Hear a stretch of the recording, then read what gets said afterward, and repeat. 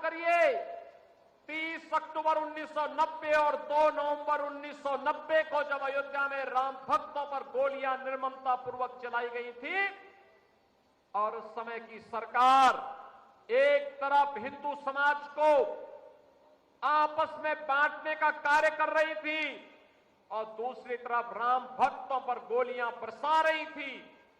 उसके खिलाफ अडिग चट्टान बनकर के किसी एक नेतृत्व के सामने कोई उनके सामने टकराया था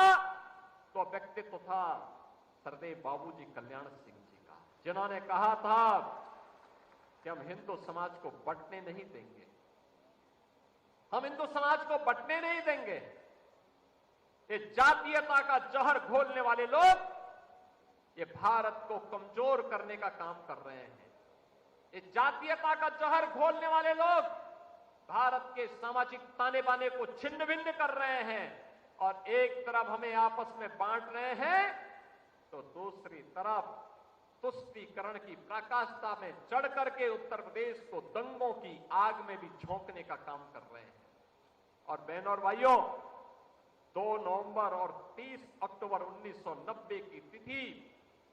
भारत के इतिहास में उसी काले अध्याय के रूप में लिखी जाएगी जब अयोध्या में निर्ममता पूर्वक राम भक्तों का लहू बहाया गया था। उसके खिलाफ भी आवाज मुखर की थी सरदेव बाबूजी ने। बहनों और भाइयों,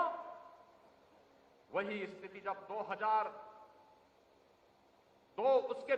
ठीक 2 वर्ष के बाद 6 दिसंबर 1992 को समय आया,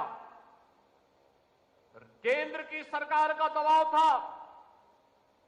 कि अयोध्या में राम भक्तों पर कारसेवक पर गोली चलाई जाए। बाबूजी ने कहा नहीं, हरगिज नहीं,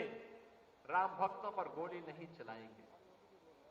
सरकार चाहे तो हमारी केंद्र की सरकार चाहे तो मेरी सरकार को बर्खास्त कर सकते हैं और अगर चाहे तो मैं तैयार हूं, हमारा संकल्प पूरा हुआ, मैं अपने पद से इस्तीफा देने जा रहा हूं।